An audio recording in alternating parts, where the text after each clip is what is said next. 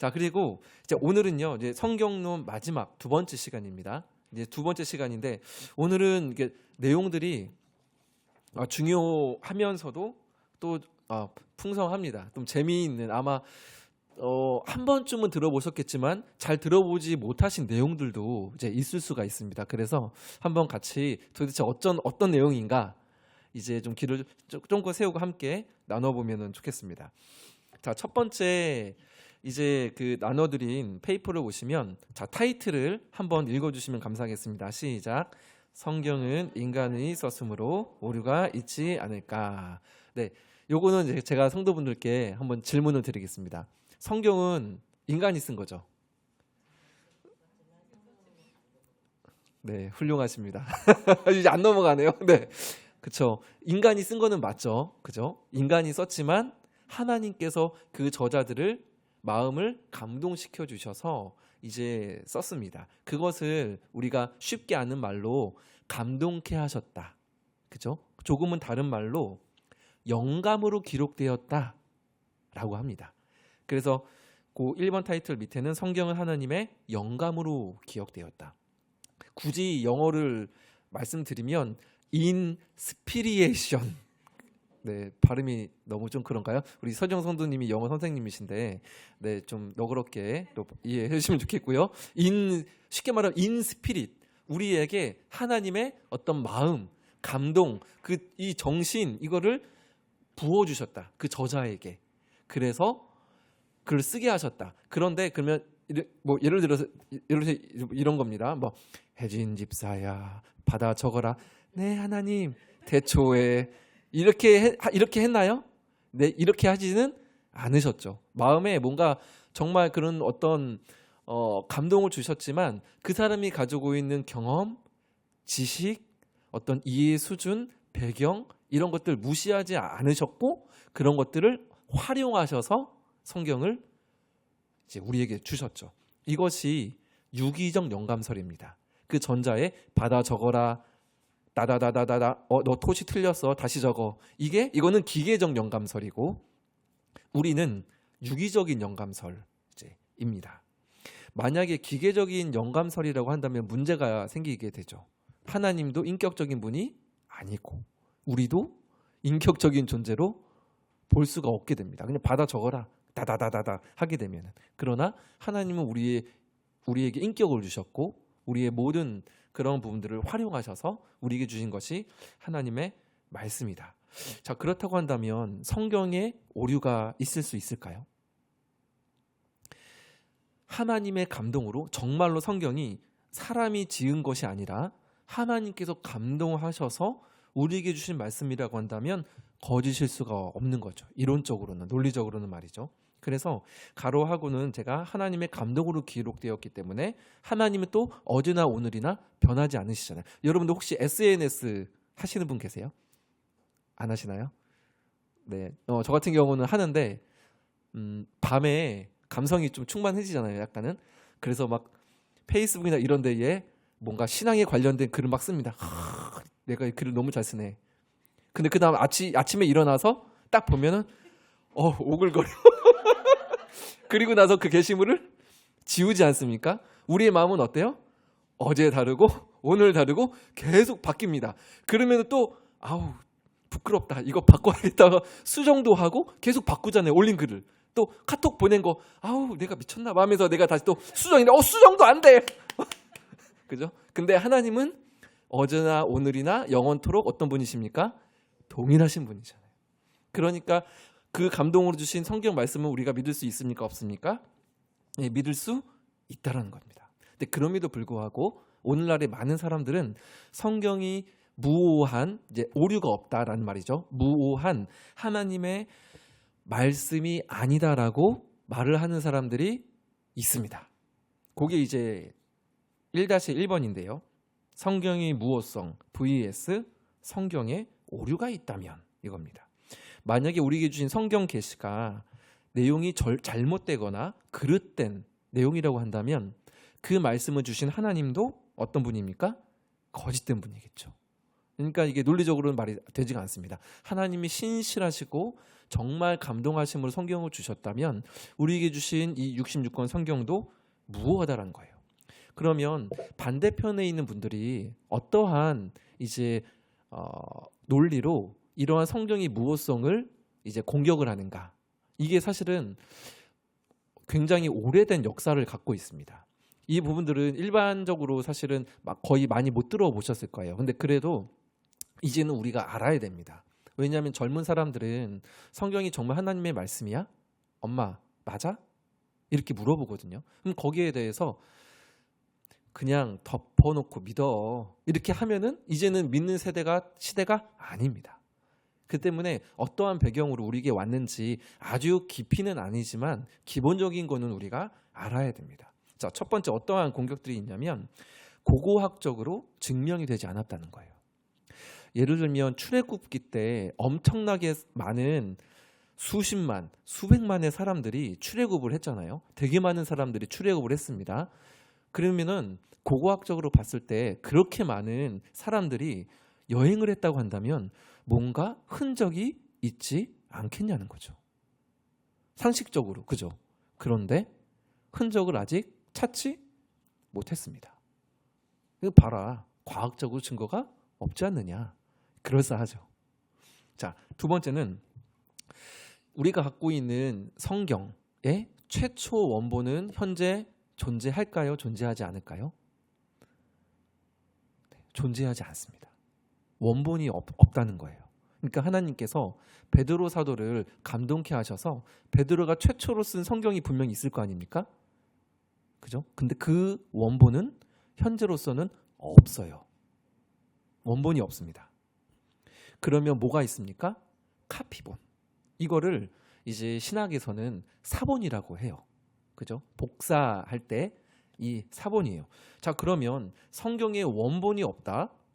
그런데 그 사본을 믿을 수 있느냐? 뭔가 잘못된 부분들이 있지 않겠느냐?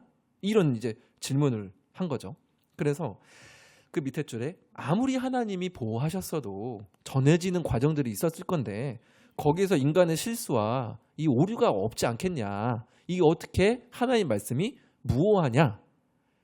라고 만약에 준혁 형제가 물어본다고 한다면 지사님 어떻게 대답을 하겠습니까? 애매하죠. 이게 어떻게, 이게 참 애매합니다. 그러면 여기에 대해서 우리가 또 믿음을 가지고 있는 학자들이 또 연구하고 고민을 해서 여기에 대한 또 논박들을 준비를 또 다 합니다. 그래서 이 성경이 무효하다, 무효하지 않다, 이런 학자들 간의 이 논쟁이 오래된 그러한 이제 논쟁이에요. 근데 이 부분에 대해서는 여러분 한 번도 들어보신 적은 없으시죠?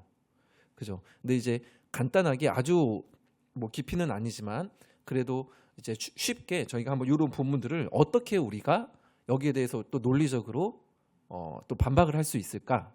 이 부분들을 저희가 한번 살펴보고자 하는데요. 자, 이제 1-2번으로 가시면, 자, 첫 번째는, 자, 일단 말씀을 보면은요, 제가 한번 읽어볼게요.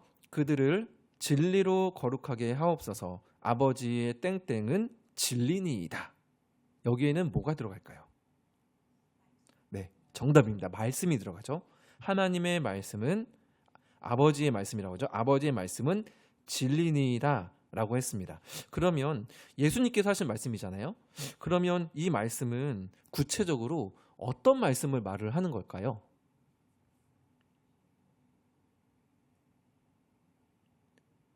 오늘날 우리가 가지고 있는 일단은 구약 성경을 염두에 두고 계신 거겠죠. 아버지의 말씀, 왜냐하면 그 당시에 예수님이 계셨을 때에는 신약 성경이 없었을 때니까요. 근데 예수님께서 아버지의 말씀은 진리이다 라고 예수님께서 스스로 하나님의 말씀에 대해서 증거를 하시는 거죠. 그죠? 자, 그 밑에 두 번째인데요. 하나님의 도는 땡땡하고 여호와의 말씀은 땡땡하니 그는 자기에게 패하는 모든 자의 방패시로다. 이 부분은 가로에 들어갈 말이 두 개나 있는데 조금 어렵죠. 여기는 제가 말씀드리겠습니다. 이건 뭐냐면 저도 못 맞췄을 건데 하나님의 도는 완전하고, 두 번째가 순으로 시작하는데 순수하니입니다. 하나님의 도가 완전하고 말씀이 순수하니 자기의 피하는 모든 자의 방패가 되신다. 근데 보세요. 완전하다, 순수하다 이 말이 거짓과 관련이 있는 말인가요? 전혀 없는 말이죠. 즉, 이 2-a에 들어가 가로에 들어가는 말은 스스로 자기 스스로를 증거한다는 단어로 자증이라는 단어가 들어갑니다. 자증적 증거이죠. 그러니까 스스로 자기를 증거한다는 말이잖아요. 즉 성경은 스스로 하나님의 말씀, 진리, 무오한 말씀임을 스스로가 증거한다는 겁니다. 그게 일단 우리가 가질 수 있는 첫 번째 논리가 됩니다. 아버지의 말씀은 진리니이다. 친히 그렇게 말씀을 하시는 거죠. 예수님은 항상 그러시죠. 어제 우리 매일 성경 말씀에도 보면 사마리아 여인이 막 이거저거 우리 조상들에 따르면 예배할 장소가 저기 있고 저기 있는데 그랬더니 예수님께서 뭐 그런 게 아니라 뭐 영과 진리로 예배한다라고 하면서 내가 곧 그노라 그리라 내가 곧 메시아다라고 스스로를 증거하지 않습니까? 성경도 마찬가지로 말씀 자체가 이 말씀 자체를 스스로 진리임을 증거를 한다는 거죠. 자, 두 번째도 굉장히 중요합니다. 자, 그 성경에 두 글자가 들어가는데 땡땡성과 땡땡성입니다. 이건 제가 좀 이따 말씀드릴게요. 이게 무슨 말이냐? 그냥 바로 말씀드리겠습니다. 첫 번째 가로에 들어간 말은 일관성입니다. 그 두 번째는 통일성이에요. 이게 성경에서 가지고 있는 무오한 하나님의 말씀이라는 것을 뒷받침해주는 아주 강력한 증거 중 하나입니다. 성경은 일관성을 가지고 있고 통일성을 가지고 있다는 겁니다. 이 말은 어렵지 않으시죠? 앞과 뒤가 다른 말을 하고 있는 게 아니라는 겁니다. 앞에서 약속을 했으면 뒤에도 또 약속이 나오는 게 아니라 뒤에는 성취가 나오는 거겠죠. 그림자에 대해서 말을 하면 그 그림자의 실체에 대해서 말을 하는 거겠죠. 이렇게 앞과 뒤가 다른 이야기가 아니라 일관성이 있고 통일성이 있게 기록이 되었다는 거예요. 그런데 이 부분이 또 뭔가 좀 논리적으로 또 굉장히 또 설득이 되는 게 뭐냐면 성경은 약 1500년 동안 40명 이상의 저자가 기록한 책입니다. 그러면 상식적으로 생각을 했을 때 이 사람들이 서로 얼굴을 마주한 적이 있었을까요? 구약 시대의 뭐 선지자들은 한 번쯤 얼굴을 마주했을 수도 뭐 있겠지만 대부분의 저자들은 일면식도 없는 저자들입니다. 근데 시대도 다 다르죠. 무려 1500년 동안에 40명 이상의 저자가 기록을 했죠. 저자도 다르고 지역도 다르고 또 뭐가 다릅니까? 말이 다릅니다. 말도 달라요. 서로 만났을 가능성도 없습니다. 그런데 그 많은 사람들이 그 긴 시간을 통해서 기록을 했음에도 불구하고 성경이 일관성이 있고 통일성이 있다는 겁니다. 이게 굉장히 이게 놀라운 일이죠. 그러니까 우리만 해도 아까 말씀드렸던 것처럼 오늘 밤에 뭐 썼던 글 내일 보면 오글거리고 이게 있었는데 그런 거 상관없이 이게 정말로 짝짝 이렇게 뭔가 이 하나의 말을 하고 있는 겁니다. 그러니까 막 정말로 막 뭐 짝을 이루고 이런 것까지 가면은 조금 위험할 수 있습니다. 짝은 보통 신천지에서 말을 하는 거기 때문에 뭐 짝을 맞춘다. 이거는 신천지입니다. 여러분에게 참고로 말씀드리고 그냥 큰 주제가 있는데 그게 격가지로 나가지 않고 결국에 하나로 모여진다는 겁니다.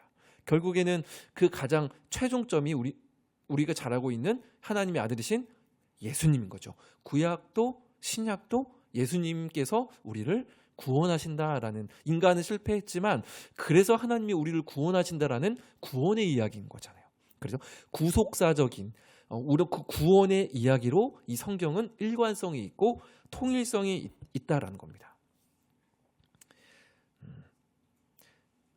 자, 여기까지 혹시 좀 궁금하신 게 있나요? 성경의 일관성과 통일성 그리고 자증적인 증거. 혹시 이따가 뭐 궁금한 게 있으시면 언제든지 또 식사하실 때에 또 물어봐 주시면 좋겠고요. 자, 그다음에 이제 시범 마지막 이제 근거인데요. 자증적인 계시, 그러니까 스스로를 이렇게 증명하는 이 하나님의 말씀을 수납하는 땡땡이 있어야 된다. 수납은 말 그대로 우리가 받아들이는 거잖아요. 있는 그대로. 여기 가로에는 뭐가 들어갈까요? 우리가 잘 아는 단어인데 네, 믿음이 있어야 됩니다. 스스로를 진리이다라고 우리에게 주신 그 말씀을 믿음으로 받아들이는 이 부분이 우리에게 필요하다라는 겁니다. 그 밑에는 우리가 잘 아는 말씀인데 믿음은 바라는 것들의 땡땡이요 보이지 않는 것들의 증거니 선지들이 이로써 증거를 얻었느니라 라고 했는데 가로에는 무엇이 들어갈까요? 실상이 들어가죠. 실상은 무슨 말입니까? 실체, 실제, 그죠? 진짜라는 이제 말이지 않습니까? 실체, 실제.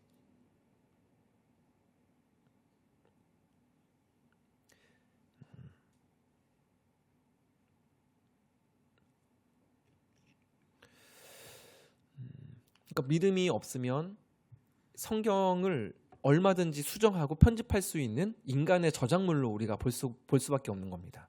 그래서 그 도울 김용옥 선생님 자꾸 저희 강의 때마다 언급돼서 죄송하긴 한데 그분 같은 경우에는 신앙인이 아니라 그냥 학자인 거죠. 믿음의 눈이 아니라 그냥 학자의 눈으로 선생의 눈으로 성경을 이제 공부를 이제 하는 겁니다. 그러면 이것이 정말 살아계신 하나님의 유일한 말씀으로 다가올 수가 없는 거죠. 때문에 우리에게 필요한 것이 있다고 한다면 믿음의 눈으로 이제 보는 겁니다. 그래서 학자들 간에도 성경이 무호하다, 무호하지 않다 서로 이제 막 논쟁한다고 하지 않습니까?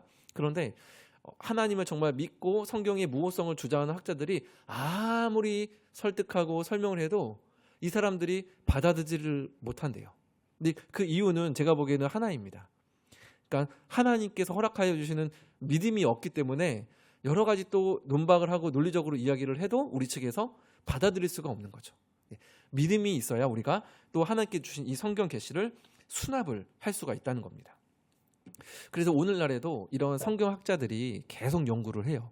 지금도 이스라엘 그리고 팔레스타인 지역에서는 고고학자들이 그러한 어떤 흔적들을 찾으려고 계속합니다. 그래서 한 또 몇 년 전에도 뭐 노아의 방주가 자리했던 무슨 지역을 찾은 것 같다라고 막 터키에서 막 뉴스에도 나오지 않습니까? 근데 그런 것들이 진위 여부는 우리가 알 수 없지만 지금도 성경을 수호하기 위해서 그런 학자들은 지금도 그런 지역을 다니면서 고고학적인 연구와 발굴을 진행하고 있다는 거예요. 실제로 하나의 사례를 제가 보여드릴게요. 이게 보면 지금 이제 예루살렘 이제 지도이거든요. 혹시 성경이 있으시다고 한다면 역대하 32장을 한번 좀 찾아주시겠습니까? 역대하 32장 3절입니다.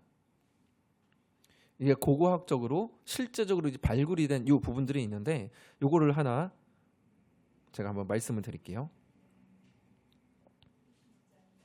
네, 역대하 32장 3절입니다.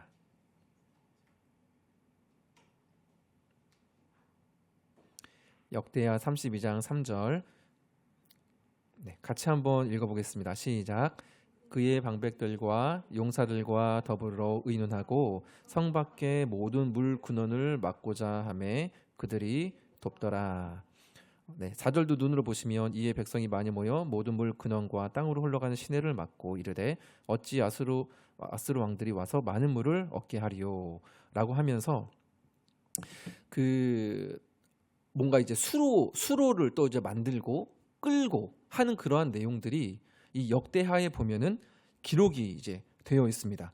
제가 이제 그 기온 샘이라는 샘이 요 사진을 잠깐 보시면 여기 밖에 이게 빨간 색깔 글씨가 안 나오네요. 이 오른쪽에 있는 게 기온 샘입니다. 여기에 이제 샘 근원이 이제 있는데 저기에서 이제 이 수로를 해가지고 우리가 잘 알고 있는 그 실로암 모세가 더 씻으라라고 예수님께서 말씀을 하시잖아요. 근데 저길로 이제 물을 끌어오는 저기가 길이가 약 533m. 그러니까 500m면은 그래도 짧은 길이는 아니죠. 그거를 이 시대에 이 고대 시대에 공사를 해서 굴을 뚫고 이 수로를 이제 냈다는 그런 기록이거든요. 그러면 이게 고고학적으로 정말 그러한 증거가 있느냐? 그런데 이 부분이 초창기에는 발견이 안 됐지만 2005년도네요. 2005년도에 고고학자들에 의해서 이 실로암 못이 발견이 됐습니다. 발견이 됐고 그리고 실제로 이 기온생과 연결이 되어지는 굴이 발굴이 됐어요. 여기가 이제 실로암 못이고 실제 실로암 못입니다. 실제 실로암 못이고 그리고 여기서부터 기온생까지 저 동굴로 연결이 되어 있습니다. 제가 이제 이스라엘에 사진 촬영을 하러 갔을 때에 저 사진도 다 촬영을 했습니다. 이 사진 뭐 제가 촬영한 사진은 아니지만 실제로 한 500m에서 600m의 이 동굴을 통해서 밑에 수로가 연결이 되어 있어요. 이런 것처럼 성경에 있는 고고학적 증거들이 지금도 이렇게 발굴이 되고 있기도 하고 실제로 증명이 되고 있기도 하다라는 거죠. 네, 요거는 제 참고 자료로 좀 말씀드리고 아까 저희가 또 사본 이야기 잠깐 했었잖아요. 여기 부분에서 조금 또 정말 설득력이 있는 그러한 제가 설명을 하나 해드릴게요. 그냥 편하게 들으셔도 됩니다. 조금 머리가 아플 수도 있는데 우리가 보는 구약 성경 39권이잖아요. 근데 우리가 갖고 있는 이 구약 성경은 기원 후 10세기 그러니까 예수님께서 하늘로 올라가신 다음에 약 10세기면은 얼마 후인 거죠? 약 100년입니다. 100년. 약 100년 후에 만들어진 마소라 사본에 근거합니다. 이게 무슨 말이냐면 마소라 학파라는 이스라엘 유대인들의 어떤 그 연구 집단, 연구 모임이 있어요. 근데 이 유대인 학자들이 이 마소라라는 이름의 학자들인데 이 사람들이 구약 성경을 필사를 했습니다. 그러니까 사본을 만들었어요. 그래서 마소라 사본이라고 합니다. 그러니까 예수님 하늘 올라가신 다음에 100년 정도 이제 지난 다음에 자 그런데 구약 성경은 언제 기록이 됐냐면 거의 예수님 전 1000년, 1400년 정도 그 정도의 이 엄청나게 긴 이게 있는 거죠. 죄송합니다. 제가 좀 착각을 했습니다. 1세기가 100년이고 10세기가 1000년이죠. 네. 혹시 제 말에 이렇게 속아 넘어가신 분 안 계시죠? 네, 죄송합니다. 제가 정신이 없어서 10세기라 하면 1000년입니다. 1000년. 1000 곱하기 10이면 1000년이니까요. 자, 그러면 예수님 그 구약 성경은 예수님 시대에 약 400~500년 전에 기록이 보통 됐다고 저희들이 이제 학자들이 많이 연구를 하거든요. 그러면 그 텀이 무려 1400~500년이 됩니다. 맞죠?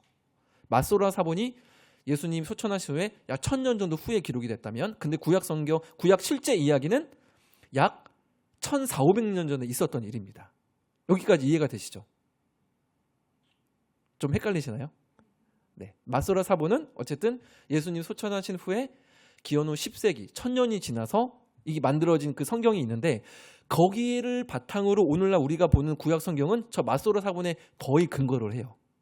저거를 가지고 우리가 번역을 한 겁니다. 마소라 사본을. 근데 실제 구약 이야기는 그로부터 약 1400~500년 전에 이제 있었는데 엄청나게 이 긴 시간 동안에 있었던 그런 성경을 가지고 마소라 학파들이 이렇게 해서 했는데 오류가 없겠냐라는 거죠. 1000년 이상 동안이나 이 문서들이 또 사본 또 누군가가 또 필사하고 때로는 구전으로 해서 이 마소라 학파들이 물론 굉장히 철두철미하게 엄청나게 꼼꼼하게 이거를 합니다. 정말로 필사를 합니다. 아마 이야기 들어보셨을 겁니다. 뭐 한 구절 쓰고 또 막 뭐 씻고 뭐 정리하고 또 뭐 하고 막 이런 말 아마 들어보셨죠. 그랬음에도 불구하고 1400년 이상의 이 시간 간격인데 너무 큰 간격이 아니냐. 오류가 없을 수가 있겠냐라는 거죠. 여러분 어떻게 생각하시나요? 1000년 이상의 시간 간격이 있습니다. 그러면 우리가 갖고 있는 이 39경의 구약 성경 정말 믿을 수 있는 걸까요?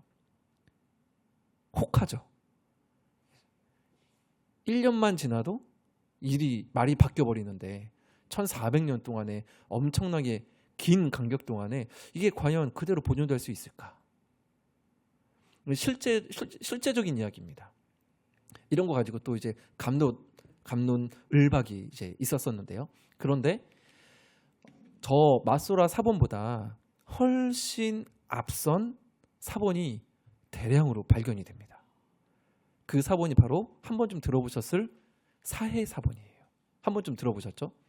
1940년, 50년대에 한 목동이 그 쿰란 동굴 들어보셨죠? 유대인들이 숨어서 지내고 했었던 그 쿰란에 있는 한 동굴에서 양인가 이 염소를 찾으러 가다가 항아리를 발견하게 됐는데 거기에 이제 이 사해 사본 거기가 이제 팔레스타인 사해 지역이었었거든요. 거기에서 대량의 구약 사본을 발견을 하게 된 겁니다. 그런데 이 사해 사본이 언제 이제 이렇게 기록이 된 사본이냐면 기원전 3세기. 그런 기원전이니까 예수님께서 태어나시기 약 300년 전, 그리고 기원 후 1세기쯤에 기록된 성경으로 추정이 됐습니다. 그러면 그 구약이 처음에 실제로 기록되었던 때와 저 사해 사본이 기록된 때는 굉장히 이 시간이 확 하고 땡겨지게 된 거죠. 그만큼 그대로 원본이 그대로 이렇게 전승되었을 확률이 굉장히 높아지게 되는 거 아닙니까? 맞죠? 이해가 되시죠? 그런데 여기서 또 하나 놀라운 건 뭐냐면 그러면 이제 사해 사본과 이 마소라 사본을 비교해 보면 되잖아요. 그러면 이 마소라 사본이 오류가 없구나, 많았구나 이거를 알 수 있게 되지 않습니까? 훨씬 나중에 쓰여진 것과 정말 예수님 요 전후 시대에 쓰여진 이 구약 성경과 비교해 보면 되잖아요. 그죠? 비교했는데 결과가 어땠을까요? 거의 차이가 없었습니다. 거의 차이가 없었다. 그러니까 우리가 구약 성경으로 지금 근거로 삼고 있는 이 마소라 사본은 거의 오류가 없이 보존이 되어서 우리에게 전달되었다라고 우리가 지금 그렇게 믿고 있는 거죠. 그리고 믿을 뿐만 아니라 그것이 실질적으로 고고학적으로 근거가 있기 때문에 오늘날 우리가 이 성경을 하나님의 말씀으로 믿는 겁니다. 그리고 이런 학자들이 그냥 한두 가지 그냥 대충 연구하는 사람들이 아닙니다. 굉장히 철두철미하고 한 글자 한 글자 다 보면서 굉장히 이 사본하는 사람도 엄청나게 꼼꼼하게 이 사본을 합니다. 그리고 사본이 되게 많아요. 사본이 많으면 좋을까요? 안 좋을까요? 사본이 많으면 좋습니다. 왜냐하면 사본이 많으면 결국에 통일성이 보일 거 아니에요. 만약에 100개 중에서 98개가 똑같아. 근데 2개가 틀려. 그러면은 학자들은 어떤 거를 제하할까요? 2개를 제하겠죠. 그러니까 사본이 많으면 많을수록 정확하게 이 성경을 복원을 할 수가 있는 겁니다. 그래서 오늘날 우리가 가지고 있는 성경 66권은 이러한 학자들의 엄청나게 많은 검증과 사본을 비교하는 것. 그래서 사본학이라고 이 사본을 비교하는 학문도 따로 있습니다. 굉장히 학문적으로 깊이가 있을 수밖에 없기 때문에 그러한 학자들이 모이고 그래서 오랜 기간 동안에 거쳐서 검증되고 또 검증되고 해서 주어진 성경이 오늘날 우리가 보고 있는 66권입니다. 네, 그러니까 우리가 이 성경을 하나님의 말씀으로 믿을 수가 있는 거죠. 단 여기서 하나 말씀드리면 여기에 어떤 점이 하나가 빠지거나 단어가 조금 바뀌거나 이런 것들은 있을 수 있을까요? 없을까요? 네, 있을 수 있어요. 그런 부분들은 있을 수 있습니다. 그러나 우리가 예수님을 통해서 구원에 이르를 수 있는 데는 이 성경이 충분하다는 거죠. 부족하지 않고 넘치도록. 그리고 그런 점 하나 빠뜨렸다고 어떤 문장들이 조금 바뀌고 그래서 예를 들어 마태, 마가, 누가, 요한복음이 있잖아요. 근데 아니 왜 똑같은 사복음 쓰면 여기 있는 내용들이 여기도 있어야 되는데 여기는 있는데 왜 여기는 없어? 그럴 수 있잖아요. 제가 오늘 좀 너무 많은 걸 말씀드립니다. 저도 머리가 아픈 부분이긴 하지만 어쨌든 그렇게 조금씩 내용들이 뒤바뀌기도 하고 해도 사실은 이 부분들이 예수님을 가리키고 있다는 부분 그리고 그 말씀을 통해서 우리가 구원의 길을 알 수 있다는 부분에서는 전혀 부족함이 없는 하나님의 말씀이라는 겁니다. 자, 이 부분은 제가 하면 이제 더 길어질까봐 자 이렇게 좀 마무리하고요. 자, 그럼 결론적으로는 그 삼각형의 땡땡땡 점 보시면 1번 마지막에 보시면 하나님은 교회와 성도들을 위해 섭리 가운데 말씀을 어떻게 하셨습니까? 네, 보존하셨다는 겁니다. 거기에 성령 하나님의 섭리와 역사가 있음을 우리가 또 믿는 거죠. 때문에 오늘날 66권 성경은 우리가 무오하다, 하나님의 오류가 없는 말씀임을 우리가 믿음으로 받을 수가 있는 겁니다. 자, 두 번째 결론은, 이 두 번째 결론은 여러분들께서 같이 한번 읽어주시겠습니까? 시작. 무오한 성경은 구원의 길을 선명히 제시하며 구원받은 성도의 양식이자 나침반이 된다. 선명히 제시합니다. 구원받은 성도의 양식이 되고 나침반이 된다.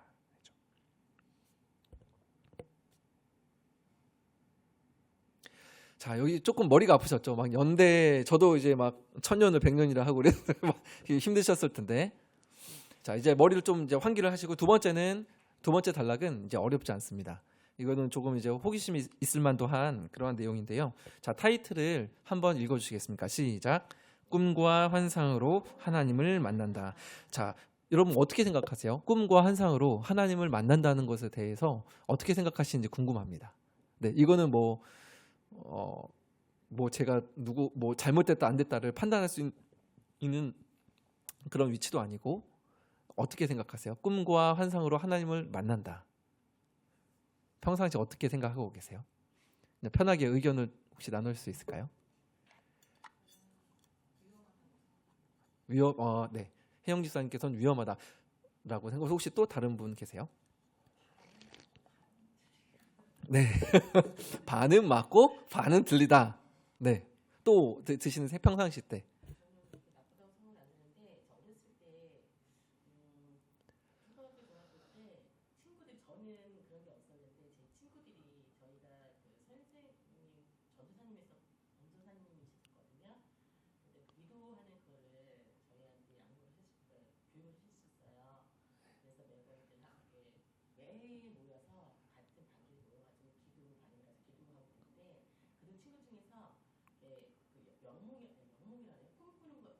네네네, 꿈으로.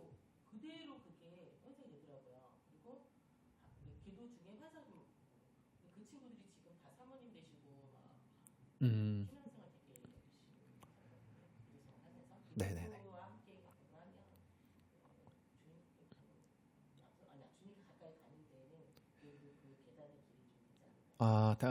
그러니까 하나님 만날 수 있는 방법이 될 수 있다. 네, 감사합니다. 또 혹시 생각 있으세요? 뭔가 살짝 웃으시는 네, 없어요?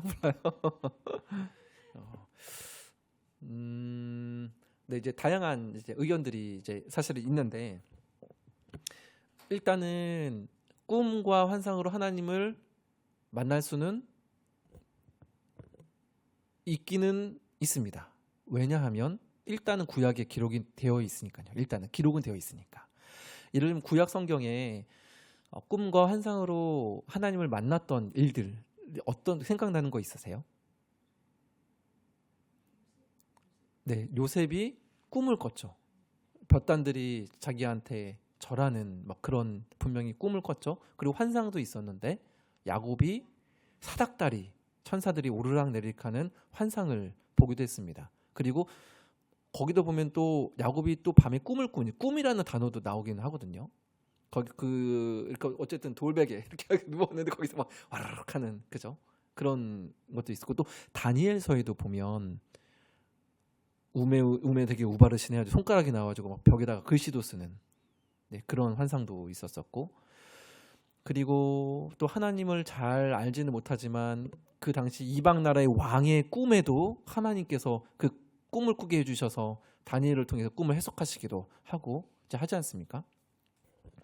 그래서 어떤 꿈이나 환상 자체를 100% 잘못됐다라든지 거부하거나 폄하할 필요는 없습니다. 그러니까 그것도 분명 하나님께서 사용하셨던 방법은 맞아요. 꿈도 환상도. 그런데 꿈과 환상은 결국에 하나님 당신의 뜻을 보여주시기 위한 방법이었잖아요. 그렇죠? 다른 이유로 나타나시는 적은 없습니다. 그런데 우리가 여기서 한번 생각을 해봐야 되는 것은, 하나님의 뜻을 우리에게 주시고 또 만나기 위한 방법이 이런 꿈과 환상이다라고 한다면, 지금 저희가 이야기했던 부분들은 꿈, 환상은 물론 신약에도 있긴 하지만 대부분은 어디에 집중이 되어 있습니까? 구약 성경에 많이 집중이 되어 있죠. 거의 한 9대1 정도로 그 이상으로 많이 집중이 되어 있습니다. 신약 성경에는 그런 일들이 굉장히 많이 줄어들었죠. 이유는 한 가지입니다. 오늘날 우리에게 그죠? 성경 66권 자신의 뜻을 온전히 담은 성경 66권을 우리에게 계시해 주셨기 때문에 그렇습니다. 명확한 하나님의 뜻이 이제 있는 거죠. 그래서 사실은 꿈이 저도 이게 뭔가 하나님께 주신 어떤 뭔가 꿈인가? 저도 이제 막 어렸을 때부터 그런 생각을 했던 적은 이제 있습니다. 그런데 이게 꿈이라는 게 또 환상이라는 게 사실은 굉장히 어떤 자의적인 판단으로 그런 것들을 해석하게 될 그런 확률들이 적지 않이 사실 많이 있습니다. 그래서 이게 잘못될 확률이 높다라고 한다면 그러한 확률이 높은 꿈과 환상보다 정말 정제되고 확실한 이 하나님의 말씀으로 하나님께서는 자신의 뜻을 우리에게 이렇게 주기를 원하신다라는 이거를 그러니까 그걸 즐겨 원하신다라고 저는 믿어요. 꿈과 환상보다 정확한 정제된 뜻 확실한 말씀으로 우리에게 주신다고 저는 믿습니다. 근데 만일 내가 성경을 정말 멀리해 예배도 잘 안 드려. 그런데 뭔가 신비한 하나님의 환상 가운데 막 나타나고 꿈을 꿨어. 그러면 개꿈일 확률이 100%입니다. 성경과 전혀 내가 관련이 없는 삶을 살고 있는데 신기하다.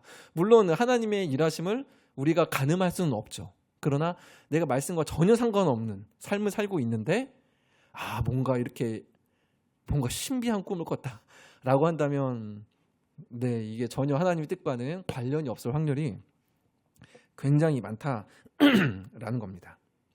그래서 그 2번에 보시면 만일 우리가 꿈과 환상을 체험했다면 그 체험과 경험의 진위 여부의 판단은 성경 계시가 주도적으로 해야 됩니다. 성경에서 말을 하는 것에서 나의 꿈과 계시가 벗어난다면 그 꿈은 개꿈이라고 보셔도 여러분 무방합니다. 예를 들어서 제 꿈에 상태야 내가 너를 선지자로 세웠노라 라고 한다면 저는 그때부터 제2의 이만희가 되겠죠.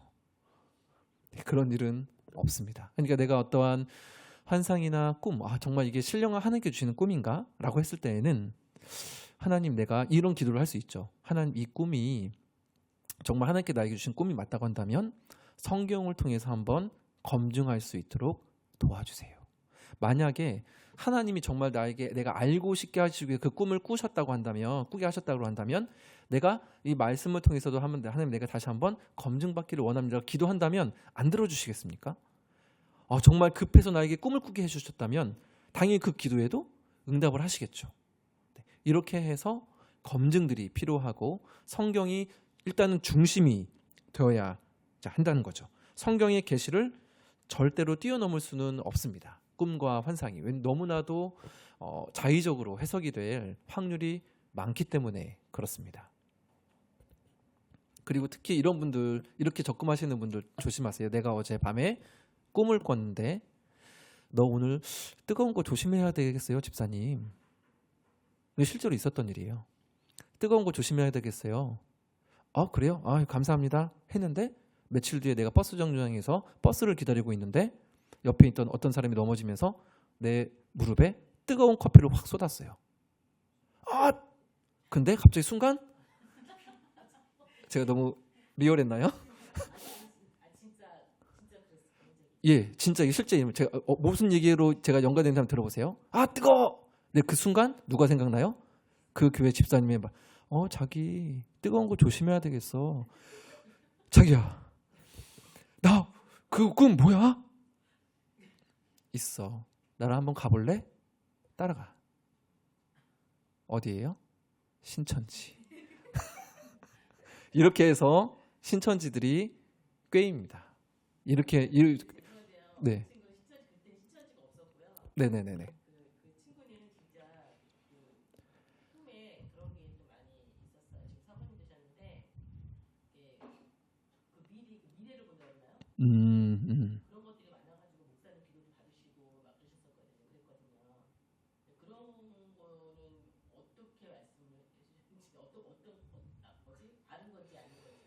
아, 앞날에 대해서 이렇게 예언을 해주신다.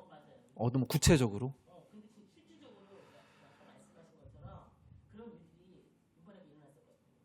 근데 그 이제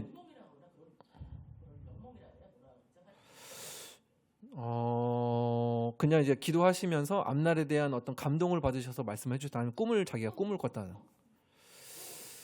음, 음,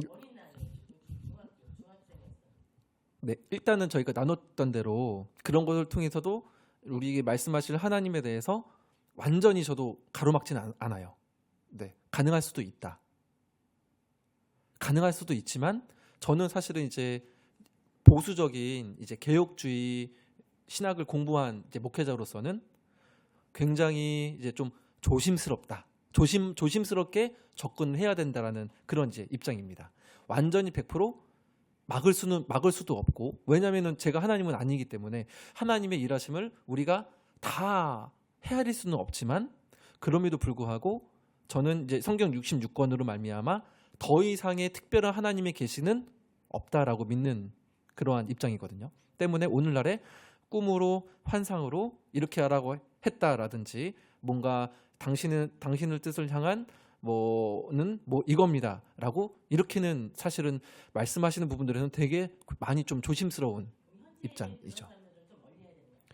네, 일단은 그렇습니다. 네, 왜냐면 자의적인 부분들이 굉장히 많고, 또 박혁이라는 전도자가 있는데 요즘에 이제 남미 쪽이랑 한국에서도 활동을 하면서 많은 사람들도 미혹하는 이런 분들이 있는데, 그런 사람들이 그런 꿈, 예언 이런 걸로 해서 사람들을 미혹하거든요.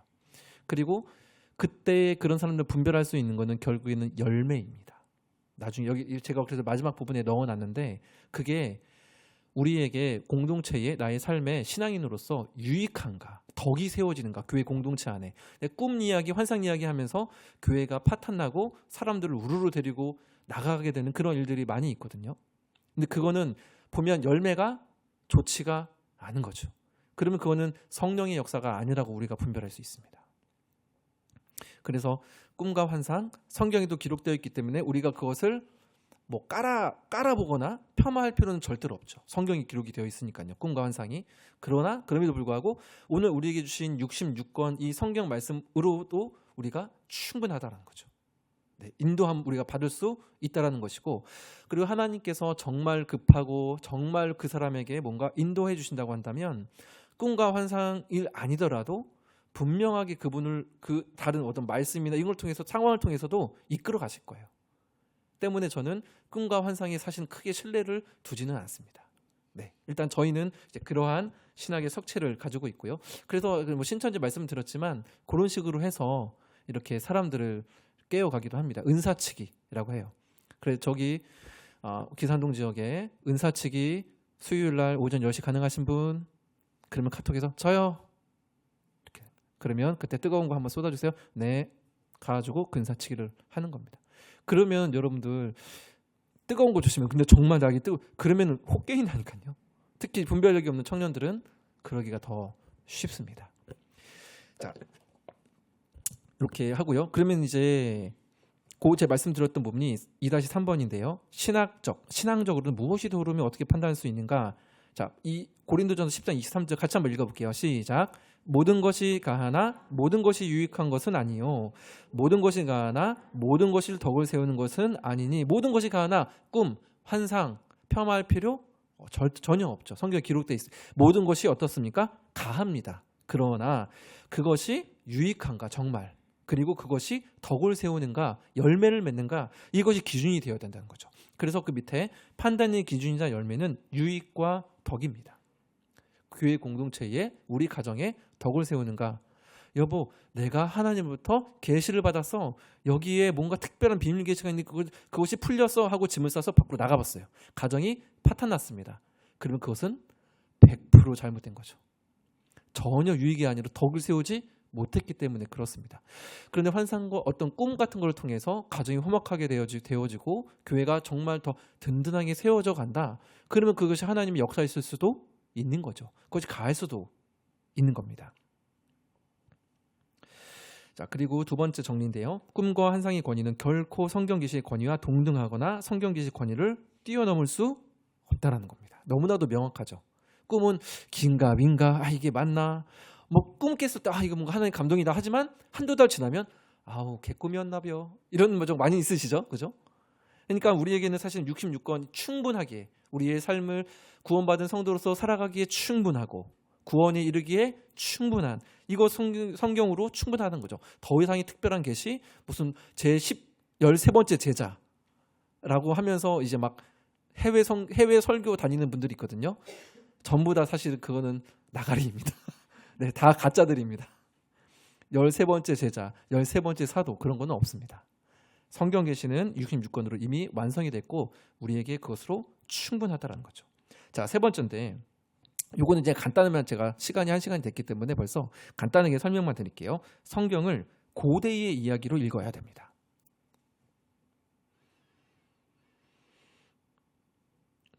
이 이야기는 뭐냐면 어떤 신학자가 이런 말을 했어요. 받아 적으실 필요는 없습니다. 어떤 말을 했냐면 성경은 우리를 위해 주신 말씀이지만 우리에게 주신 말씀은 아니다. 다시 한번요. 우리를 위해 주신 말씀은 맞지만 우리에게 주신 말씀은 아니다. 잘 이해가 안 되시죠? 이게 무슨 말이냐면 고대의 이야기를 읽어야 된다는 말은 예를 들어서 신약 성경만 해도 그 당시 로마 제국의 지배 아래에 있는 그 사람들의 문화와 형편을 알아야 된다는 거죠. 즉 예를 들면 요한계시록은 우리를 위해 주신 말씀은 맞죠? 정말 맞아요? 맞지만 1차적으로 우리에게 주신 말씀은 아닌 거죠. 1차적으로는 누구에게 주신 말씀이죠? 그렇죠. 로마 제국의 지배와 그 압제 가운데에서 살아가고 있는 성도들에게 주신 말씀이 요한계시록입니다. 그러면 그거를 그 배경들을 우리가 싹 빼버리고 그냥 그대로 오늘날로 딱 갔다 와버리면 문제가 생길까요? 안 생길까요? 생긴 거죠. 크게 생깁니다. 그게 바로 신천지가 잘못하고 있는 거죠. 배도, 멸망, 장막, 증거 이런 걸 말을 하면서 오늘날에 일어나고 있는 사건과 특정 인물과 장소와 연결을 시켜버려요. 이거는 완전히 성경을 모르기 때문에 하는 해석입니다. 요한계시록에 나오는 여러 가지 장소들, 지명들, 이름들은 실제적인 이름인 것도 있지만 요한계시록은 사실은 묵시문학이기 때문에 그런 비유로 나온 단어들이 굉장히 많이 있습니다. 근데 그것이 그 당시의 배경을 알면 이해를 할 수 있는 단어들인데 그거를 싹 빼버리고 이거를 그대로 문자적으로 그냥 가져와 버려서 오늘날의 사건과 연결을 시킨다? 이거는 성경을 완전히 그냥 유치원 수준으로 해석을 하는 겁니다. 이게 신천지를 대항할 때 할 수 있는 또 논리 중 하나입니다. 그 당시의 배경을 조금만 알면 왜 이렇게 뭔가 신비한 언어 그런 걸로 썼을까를 어렵지 않게 알 수가 있거든요. 그것만 배경만 알면. 근데 이제 그런 거를 이제 모르니까 일반 성도분들도 오늘 했던 내용들을 사실은 일반 교회에서 죄송합니다. 저희만 뭔가 특별한 말을 하는 뉘앙스가 될 수 있을 것 같아서 조금만 신학적으로 우리가 신학 이런 거를 공부하면 알 수 있는데 근데 그런 거를 사실은 잘 모르기 때문에 오늘날의 어떤 사건과 연결시켜버리면 정말인가? 하고 깨게 되는 거죠. 네, 그러나 요한계시록은 그 당시 성도들의 배경과 로마 제국이라는 그 특수 상황을 알면 사실은 얼마든지 쉽게 우리가 이해하고 해석할 수 있는 성경이 전혀 무섭지 않은 비밀스럽지도 않은 성경이 요한계시록이고 우리에게 준 66권입니다. 그래서 첫 번째 중요한 거죠. 고대의 이야기를 읽어야 된다는 거죠. 그래서 목회자들은 그 당시에 있는 역사책들, 어떤 문화들 이러한 부분들에 대해서 먼저 공부하는 게 필요합니다. 그리고 나서 이러한 배경 가운데 그래서 성경이 이렇게 기록이 되었고 그 시대의 사람들은 성도들은 하나님 말씀을 그래서 하나님 말씀이 이런 말씀이 주어졌고 어떻게 받아들였구나. 이게 먼저 1차적으로 공부가 되어야 되는 겁니다. 이해가 되시죠? 먼저 그 당시의 성도들의 입장에서 그런 다음에 여기서 하나의 원리를 뽑아내요. 그리고 그 원리가 이게 신학적인 원리입니다. 성경적인 원리. 그럼 이거를 오늘날에 우리는 어떻게 이해하고 받아들여야 될까를 고민하는 작업이 2차적인 작업입니다. 이게 이제 설교자가 하는 작업이죠. 그래서 설교는 하루아침에 나올 수 있는 게 아닙니다. 굉장히 오랜 수십 시간의 시간이 거쳐야지만 정말 성경적인 선교가 나올 수가 있는 겁니다. 메시가 하루 만에 죄송하지만 불가능합니다. 나중에 혹 다른 교회를 가시더라도 하루 만에 몇 시간 만에 뚝딱 설교가 나온다고 말씀하시는 교회는 가지 마세요. 사실은 올바르지 않은 설교일 확률이 많이 있습니다. 자, 두 번째입니다. 성경을 구원사적으로 읽어야 된다. 성경을 구원사적. 이 말은 무슨 말이냐면 저희가 했던 말과 똑같은데 통일성과 일관성을 염두에 두고 읽어야 된다는 말과 똑같습니다. 성경은 결국에는 구속사적으로 우리의 구원에 맞춰져서 흘러가게 됩니다. 그래서 하나님께서 약속하시고 그것을 또 성취하시고 하시잖아요. 성전을 계시하시고 그 다음에 자신의 몸 자체가 또 성전이라고 말씀하신 예수님으로 말미암아 점진적으로 그것이 드러나죠. 이거를 신학적으로는 점진적인 계시다라고 하거든요. 조금씩 발전되는 거죠. 드러나는 거죠. 하나님의 뜻이.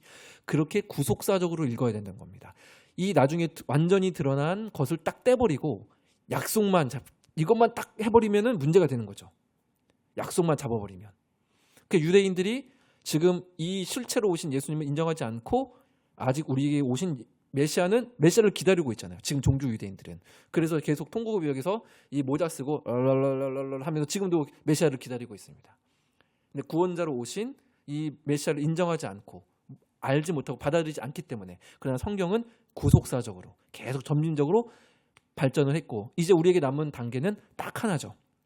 예수님이 다시 이 땅에 오시면 the end. 끝납니다. 우리는 종말의 때를 살아가고 있습니다. 지금 현재로서 예수님이 오시면 완전히 이제 끝나는 겁니다. 그래서 우리는 구원사적으로 읽어야 된다. 이고 세 번째는요. 성경을 공동체적으로 읽어야 한다입니다.